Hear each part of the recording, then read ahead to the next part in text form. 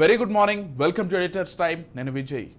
ఇక దాదాపు 30 ఏళ్లుగా ఎదురు చూస్తున్నటువంటి ఒక నిరీక్షణకైతే తెరపడిందని చెప్పుకోవాలి. ఎస్సీలకు సంబంధించి వర్గీకరణకు సంబంధించి ఒక తీర్పునైతే సుప్రీంకోర్టు ఇచ్చింది. నిన్న 7 సభ్యులు ఉన్నటువంటి ధర్మాసనం ఈ తీర్పు వెలువరించింది. 6 సభ్యులు దాన్ని సమర్థిస్తూ ఈ తీర్పునైతే ఇచ్చారు. ఎస్సీ ఎస్టీ వర్గీకరణను మొత్తంగా అయితే సుప్రీంకోర్టు సమర్థించిందని చెప్పుకోవాలి.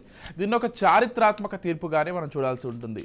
ఎస్సీ ఎస్టీలకు ప్రభుత్వ ఉద్యోగాల్లో కావచ్చు, విద్యలో కావచ్చు కేటాయించిన రిజర్వేషన్ల వర్గీకరణకు సంబంధించి ఎట్టకేలకు ఆమోదం తెలిపారు. నిన్న పెద్ద ఎత్తున ఎస్సీ నాయకులందరూ కూడా ఎక్కడికక్కడ హర్షాతిరేకాలు వ్యక్తపరుస్తూ వాళ్ళంతా కూడా కొంత సంబరాలు చేసుకున్నారని కూడా చెప్పుకోవాలి. రైట్, అసలు దాదాపుగా ఒక 30 ఏళ్లుగా ఈ పోరాటం కొనసాగుతుందని చెప్పుకోవాలి. ఇదే అంశానికి సంబంధించి మరిన్ని రాజకీయ అంశాలకు సంబంధించి మనతో పాటు చర్చించడానికి మా పొలిటికల్ ఎడిటర్ అరవింద్ కొలి గారు సిద్ధంగా ఉన్నారు. వారిని అడిగి మరిన్ని విషయాలు క్షుణ్ణంగా తెలుసుకునే ప్రయత్నం చేద్దాం. అరవింద్ గారు, గుడ్ మార్నింగ్ అండి. Good morning Vijay. ఎలా చూడాలి? నేను అన్నట్లుగా దాదాపు అనేక ఏళ్లుగా పోరాడుతూ వస్తున్నటువంటి విషయంలో ఎట్టకేలకు వాళ్ళకు సంబంధించి ఒక పాజిటివ్ తీర్పు అయితే వచ్చింది. గతంలో కూడా 5 సభ్యుల ధర్మాసనం దీనికి వ్యతిరేకంగా తీర్పిచ్చింది. వాళ్ళు మళ్ళీ సుప్రీంకోర్టుకు వెళ్ళి తీర్పును తెచ్చుకున్నారు. అంటే ఈ మొత్తంకి వివాదానికి కేంద్ర బిందువు సమైక్య ఆంధ్రప్రదేశ్, ఉమ్మడి ఆంధ్రప్రదేశ్ కావటం ఒక గమనించాల్సిన విషయం. ఉమ్మడి ఆంధ్రప్రదేశ్లో అప్పుడు ఈ డిమాండ్ విస్తృతంగా వినిపించిన సందర్భంగా అప్పటి ప్రభుత్వం, చంద్రబాబు నాయుడు ప్రభుత్వం ఈ నిర్ణయాన్ని తీసుకొని ఇంప్లిమెంటేషన్ కూడా ప్రారంభించిన సందర్భంగా వచ్చినటువంటి వివాదం, ఈవి చిన్నయ్య అనేటటువంటి వ్యక్తి దీనిపైన కోర్టుకు వెళ్ళటం, కోర్టు వివిధ దశలు దాటుతూ సుప్రీంకోర్టుకు వెళ్ళటం, సుప్రీంకోర్టులో 5 సభ్యుల ధర్మాసనం ఇది రాజ్యాంగ స్ఫూర్తికి విరుద్ధం అని భావించింది. ఆ రోజు రాజ్యాంగ స్ఫూర్తికి విరుద్ధం అని భావించినటువంటి ఆ తీర్పుని సవాల్ చేస్తూ మళ్ళీ వెళ్ళినప్పుడు సందర్భంగా వచ్చినటువంటి 7 సభ్యుల ధర్మాసనం ఇచ్చినటువంటి తీర్పు. అయితే ఈ 7 సభ్యుల ధర్మాసనంలో కూడా 6 సభ్యులు మద్దతుగా ఇచ్చినప్పటికీ ఒక సభ్యుడు వ్యతిరేకమైనటువంటి తీర్పు ఇచ్చారు. సో మెజారిటీ సభ్యులు 6:1 ప్రకారం ఈ కేసు తీర్పు అమల్లోకి వచ్చింది. అయితే ఇక్కడ ఈ సందర్భంగా వ్యాఖ్యలు చేసినటువంటి జడ్జిలు చేసినటువంటి కొన్ని వ్యాఖ్యలను కూడా పరిగణలోకి తీసుకోవాలి. క్రీమీ లేయర్ అనే పదం ఏదైతే చాలా కాలం నుంచి రిజర్వేషన్ల రాజకీయాల చుట్టూ తిరుగుతున్నటువంటి అంశం ఏదైతే ఉందో, ఆ క్రీమీ లేయర్ విషయంలో పరిమితులు ఉండాలి. దానికి కూడా ఒక మార్గం చూపించాలి కేంద్ర ప్రభుత్వం, ఒక పరిష్కారంతో బయటికి రావాలి అనేటటువంటి వాదన ఏదైతే ఉందో ఆ వాదనని ఒక జడ్జి వినిపించారు. మరొక పక్క దీనికి సంబంధించి రిజర్వేషన్ల ఫలాలు అట్టడుగు వర్గాలని పైకి తీసుకురావటం కోసము సమాజంలో ఉన్నటువంటి విద్వేషాలకి, అసమానతలకి ఒక పరిష్కారంగా వచ్చినటువంటి రిజర్వేషన్లు అనేది దీని అమలు తర్వాత కూడా ఇదే రకమైనటువంటి అసమానతలు కనిపించటం, ఏ వర్గానికి రిజర్వేషన్ ఇచ్చారో ఆ వర్గంలో అంతర్గతంగా కూడా కొంత అసమానతలు ఉండటం, ఈ అంశాన్ని కేటగారికల్గా దీన్ని ఏ వర్గాలకు సంబంధించినటువంటి ఫలితాలు ఏ రకంగా ఉన్నాయి, ఎంత అప్లిఫ్ట్మెంట్ అయింది, ఏ వర్గాల్లో మార్పు రాలేదు, సామాజిక మార్పు రాలేదు, అసమానతలు అదే విధమైనటువంటి కొనసాగుతున్నటువంటి పరిస్థితి, వివక్షకి కొనసాగుతున్నటువంటి పరిస్థితులు ఖచ్చితంగా కేటగారికల్గా పరిశీలించి ఈ విషయాన్ని సీరియస్గా ఆలోచించాల్సినటువంటి విషయంగా అంటే సాక్షాత్తు చీఫ్ జస్టిస్ వ్యాఖ్యానించడం ఇది ఒక కీలకమైనటువంటి పరిణామం. దేశవ్యాప్తంగా రిజర్వేషన్ల అమలుకు సంబంధించిన ఉన్నటువంటి వివాదాలన్నిటికీ ఇది ఒక సొల్యూషన్గానే చెప్పాలి. దీన్ని అంతకుముందు ఇదే విషయంలో ఓబీసీ విషయంలో ఇదే సుప్రీంకోర్టు ఇచ్చినటువంటి ఆదేశాలను కనుక, తీర్పులను కనుక పరిశీలిస్తే, ఇంకోటి ఆ సుప్రీంకోర్టు తీర్పు రావడానికి కూడా ఓబీసీల్లో అంటే ముఖ్యంగా బీసీల్లో ఏబిసిడి వర్గీకరణ రావడానికి కూడా ప్రధాన కారణం మరో తెలుగువాడైనటువంటి శివశంకర్. ఒక పక్క న్యాయకోవిదుడుగా, మరో పక్క కాంగ్రెస్ నాయకుడిగా ఉన్నటువంటి శివశంకర్ కాంగ్రెస్లో చాలా కీలకమైన పాత్ర పోషించారు. ఇందిరాగాంధీకి ఒక రాజకీయ సలహాదారుగా ఉన్నారు. అటువంటి శివశంకర్ పోషించినటువంటి కీలక పాత్ర. ఏబిసిడి వర్గీకరణ అత్యవసరం అంటూ ఆ రోజు ఆయన ముందుకు తీసుకొచ్చేటువంటి వాదన. వీటన్నిటిని కలిపి ఆలోచిస్తే ఒక వర్గానికి ఇచ్చినటువంటి రిజర్వేషన్లో ఆ రిజర్వేషన్లో కొన్ని కులాలు మాత్రమే హైజాక్ చేస్తున్నాయి రిజర్వేషన్లు అంటూ చాలా తీవ్రమైనటువంటి ఆందోళనలు ఉన్నాయి. ఓకే. గిరిజన రిజర్వేషన్ల విషయంలో ఈ వర్గీకరణ జరగకపోయినప్పటికీ ఆ రకమైనటువంటి అసమానతల మీద ఆందోళన అయితే ఉంది. ముఖ్యంగా అంటే గిరిజన రిజర్వేషన్లో లంబాడాలు ఎక్కువగా హైజాక్ చేస్తున్నారు రిజర్వేషన్లు అంటూ కొన్ని చోట్ల ఆందోళన కూడా జరిగినాయి.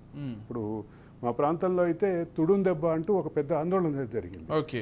ఆ ఆందోళన కార్యక్రమాన్ని లీడ్ చేసినటువంటి వ్యక్తులు కూడా తర్వాత కాలంలో ఆ వాదనని బలంగా వినిపించారు. అయితే మందకృష్ణ మాదిగ వినిపించినటువంటి ఒక సమగ్రమైనటువంటి వాదన కానీ మందకృష్ణ మాదిగ చూపించినటువంటి ఒక బలమైనటువంటి అంశం కానీ ఇది దీనికి సంబంధించి ఒక విషయం చెప్పాలి. 94 అసెంబ్లీ ఎన్నికల సందర్భంగా అరుంధతీయుల సంఘం అంటూ ఈ అంటే రిజర్వేషన్లలో కూడా ఎస్సీ రిజర్వేషన్లో కూడా మాదిగలకు అన్యాయం జరుగుతోంది అంటూ బయలుదేరినటువంటి సంఘం. ఓకే. ఆ సంఘం పాలేరు నియోజకవర్గంలో విస్తృతంగా పర్యటన చేస్తున్నప్పుడు నేను అప్పటికే అంటే జర్నలిజానికి రాబోతున్నటువంటి విద్యార్థిగా ఉన్నటువంటి దశలో అక్కడ పాలేరు నియోజకవర్గానికి సంబంధించినటువంటి రాజకీయాలు చూసే క్రమంలో వీళ్ళ జీబులు కనిపించినాయి. నేను ఫీల్డ్లో ఒక సర్వే చేస్తున్న సందర్భంగా ఓకే. ఆ జీబులకు సంబంధించినటువంటి జాత ఏంటి, మీరు ఏ జాత నిర్వహిస్తున్నారంటే అప్పుడు వాళ్ళు వాదన చెప్పారు. ఆ వాదన సంబంధించినటువంటి అంశాన్ని వాళ్ళు ప్రాథమికంగా చెప్తే అది మనసులో అట్లా ఉండిపోయింది. ఎప్పుడైతే మందకృష్ణ మాదిగ వచ్చి ఈ అంశాన్ని ముందుకు తీసుకొచ్చి తన పేరులో కూడా మాదిగ అనే పదాన్ని కలుపుకొని అన్ని రాజకీయపరమైనటువంటి ఏకీకరణలు చేస్తూ రెండో పక్కన ఆయన కొన్ని సామాజిక అంశాలతో కూడా ముందుకు వచ్చినటువంటి నేపథ్యంలో ఒక పక్క మందకృష్ణ మాదిగ పోరాటం, మరో పక్క మందకృష్ణ మాదిగ యొక్క ఆర్గ్యుమెంట్ని పర్ఫెక్ట్గా వినిపించినటువంటి విధానం, ఇవన్నీ కూడా కన్విన్స్ అయినటువంటి అప్పుడు ప్రభుత్వం, అదే సందర్భంలో ఆందోళనలో కూడా కన్విన్స్ అయినటువంటి అప్పుడు ప్రభుత్వం ఒక సానుకూలమైన నిర్ణయం తీసుకుంది. ఆ నిర్ణయం కొంతకాలం రిజర్వేషన్ల వర్గీకరణ జరిగి దాని ఫలితాలు అనుభవించినటువంటి రాష్ట్రంలో కొన్ని వర్గాలు కూడా ఇప్పటి కొంతమంది వ్యక్తులు కూడా ఉన్నారు. ఓకే. ఒక పక్క విద్యలో, మరో పక్క ఉద్యోగాల్లో ఆ రకమైనటువంటి మార్పులు కనిపించినాయి. కనిపించిన తర్వాత దీని పరమైనటువంటి న్యాయపరమైనటువంటి చిక్కులు వచ్చి ఆగిపోయినటువంటి నేపథ్యంలో దీనికి సంబంధించి న్యాయపరమైనటువంటి చిక్కులు కూడా వివిధ దశలు దాటి సుప్రీంకోర్టు వరకు వెళ్ళింది. సుమారుగా 2004 నుంచి నాకు తెలిసి ఈ న్యాయ పోరాటం జరుగుతోంది. ఈ క్రమంలో అన్ని వర్గాలని కూడగట్టడంలో మాత్రం మందకృష్ణ సక్సెస్ అయ్యారని చెప్పక తప్పదు. అండ్ మోరోవర్ ఇటీవల కాలంలో ప్రధాని మోదీ ఏదైతే హామీ ఇచ్చారో అది కూడా ఒక పెద్ద ప్లస్ పాయింట్ అనుకోండి. నేను సుప్రీంకోర్టు కూడా కేంద్ర ప్రభుత్వాన్ని మీకేమైనా అభ్యంతరాలు ఉన్నాయంటే అభ్యంతరాలు లేవు, మీ తీర్పును మీరు వెలువరించవచ్చు అంటూ చెప్పారు. కాబట్టి ఇది కూడా ఒక పెద్ద ప్లస్ పాయింట్ మోదీని కలవడం కావచ్చు. యాక్చువల్గా ఎస్సీ వర్గీకరణతో మొదలైనటువంటి ఈ డిమాండ్ ఏదైతే ఉందో ఇప్పుడు సుప్రీంకోర్టు తీర్పుతోటి గిరిజన వర్గీకరణ కూడా తప్పని పరిస్థితి వచ్చింది. ఎస్సీ ఎస్టీ రెండింటికి కలిపి తీర్పు చెప్పారు. అయితే ఈ అధికారాన్ని రాష్ట్రాలకు ఇవ్వటం ద్వారా దీనికి సంబంధించినటువంటి అంశంలో రాష్ట్రాల పాత్ర కూడా కీలకమైనటువంటి పరిస్థితి. అయితే ఇక్కడ ప్రధానంగా గమనించాల్సింది ఏంటంటే దేశంలో ఎక్కువగా ఎన్డీఏ రాష్ట్రాలు ఉన్నప్పటికీ ఇండియా కూటమి రాష్ట్రాలు కూడా దీనికి మద్దతు పలికినాయి.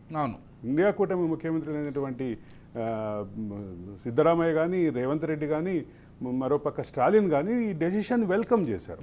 ఇది దేశంలో వర్గీకరణ దిశగా వెళ్తున్నటువంటి సానుకూలమైనటువంటి ఫలితాలుగానే చూడాలి విజయ్. అయితే డెఫినెట్గా ఇక్కడ ఉన్నటువంటి ఇబ్బందులు వీటన్నిటిని పక్కన పెడితే నిన్న మందకృష్ణ మాట్లాడుతూ ఒక మాట అన్నారు, ఎన్డీఏ కూటమి అనేది మాకు అండగా నిలబడింది, అదే సందర్భంలో ఇండియా కూటమి కూడా ఒక కార్డియల్ రిలేషన్ మెయింటైన్ చేసింది, మా పట్ల సానుకూలంగా ఉన్నారు, దేశం మొత్తం సానుకూలంగా ఉన్నటువంటి నేపథ్యంలో ఆయన మాట్లాడుతూ ఏడ్ చేశారు కూడా.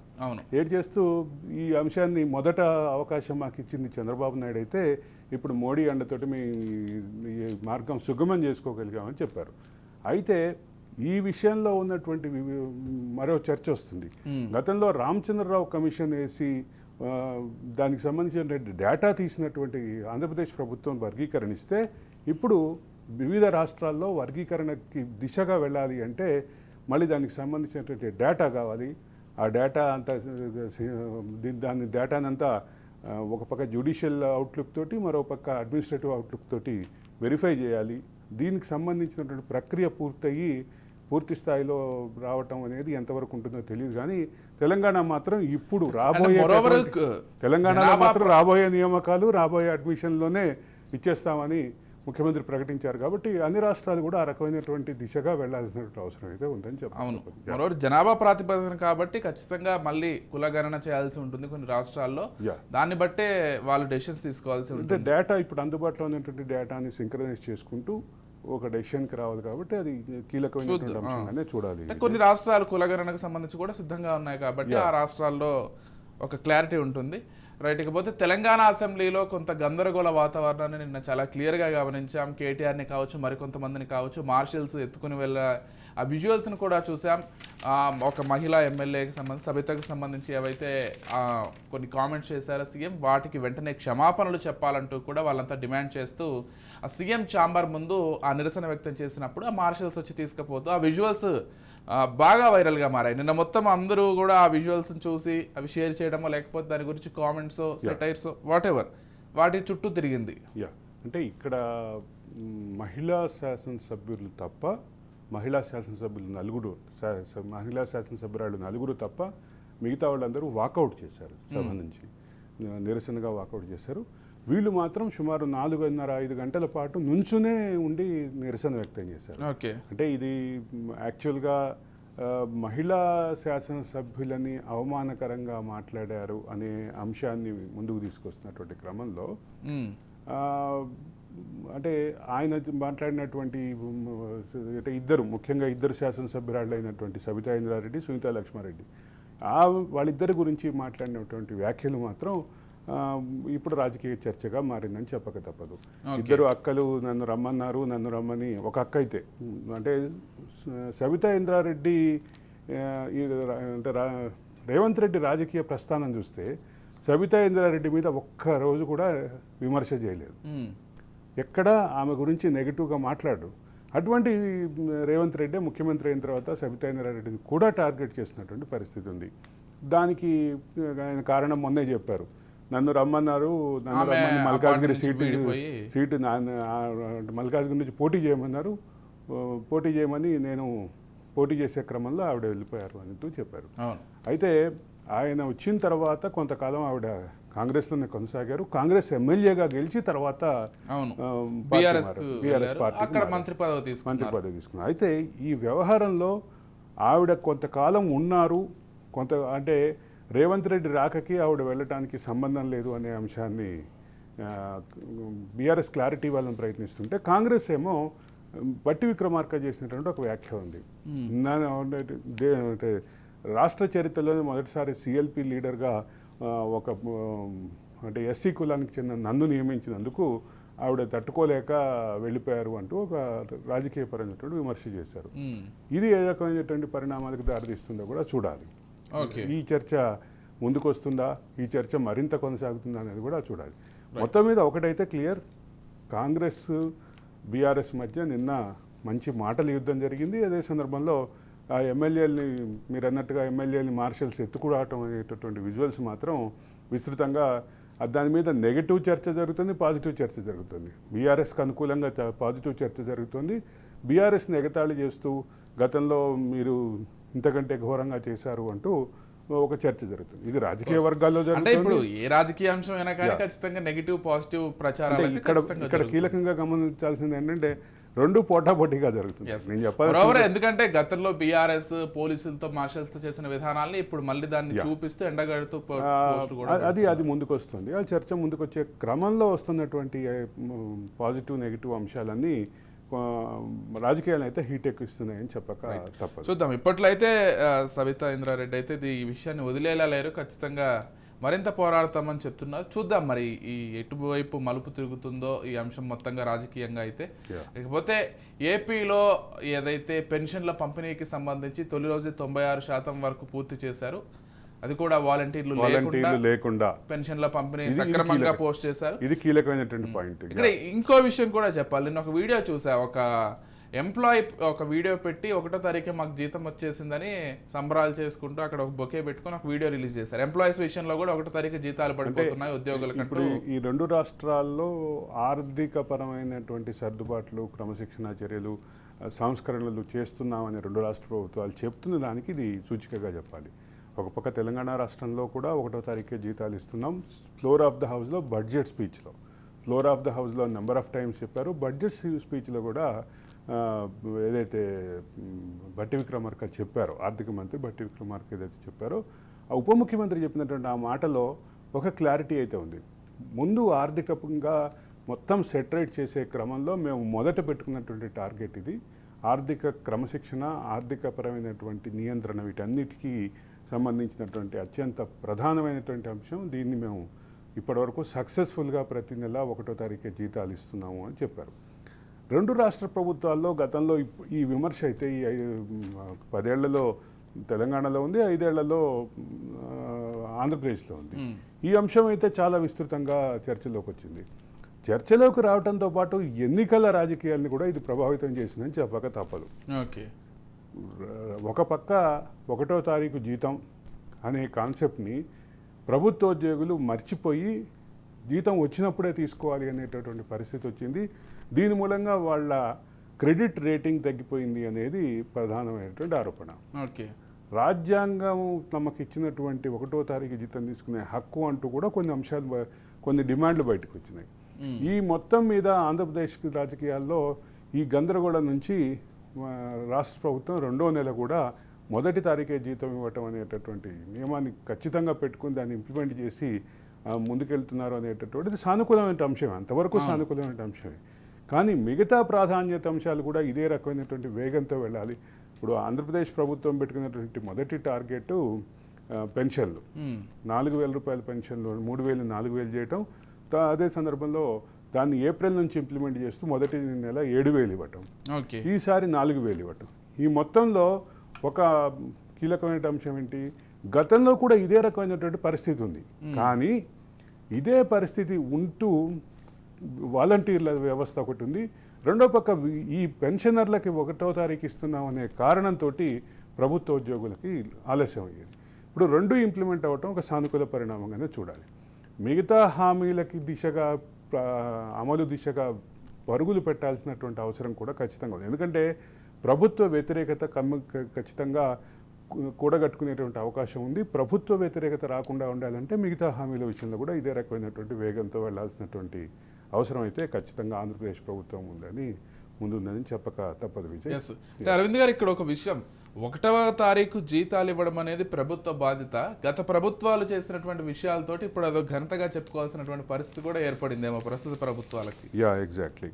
అంటే ఇక్కడ ఈ మొత్తం సబ్జెక్ట్లో కీలకంగా భావించాల్సింది ఏంటంటే ఆర్థిక క్రమశిక్షణ అనేది చాలా ముఖ్యం.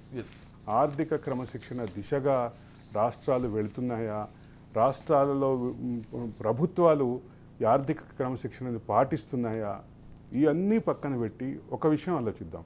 1వ తారీఖు జీతం రావటం అనేది ప్రభుత్వోద్యోగులకు ఉండేటటువంటి అసెట్టే అది అయ్యేది. ఇంతకుముందు ప్రభుత్వోద్యోగులకి నెల మొదటి రోజులో జీతాలు వస్తాయి, ఆ మొదటి వారంలో జేబులు నిండుగా డబ్బులు పెట్టుకొని తిరుగుతారు అంటూ సర్కాస్టిక్గా ఎగతాళిగా మాట్లాడేటటువంటి పరిస్థితి ఉండేది. అది పోయి జీతాలు ఎప్పుడు వస్తాయో అర్థం కాని పరిస్థితిలోకి రెండు రాష్ట్రాలు వెళ్ళటం, ముఖ్యంగా ఆంధ్రప్రదేశ్ రాష్ట్రం వెళ్ళటం, దానికి పెన్షన్లే కారణం అంటూ ఒక ప్రచారం కూడా జరిగింది. కానీ ఈరోజు పెన్షన్లను సమయానికి ఇస్తూ రెండో పక్క రాష్ట్ర ప్రభుత్వ ఉద్యోగుల జీతాలు కూడా సమయానికి ఇవ్వటం ఒక సానుకూలమైనటువంటి పరిణామంగానే చెప్పాలి. విజయ్, ఖచ్చితంగా రైట్. అరవింద్ గారు, షార్ట్ బ్రేక్ తీసుకుందాం. బ్రేక్ తర్వాత మరిన్ని అంశాలకు సంబంధించి చర్చ అయితే కొనసాగుతుంది. చూద్దాం, అంటే జాబ్ క్యాలెండర్కి సంబంధించి సీఎం కూడా సభలో ప్రకటించారు కాబట్టి మొత్తం అంశాలు కూడా ప్రస్తుతం చర్చనీయాంశంగా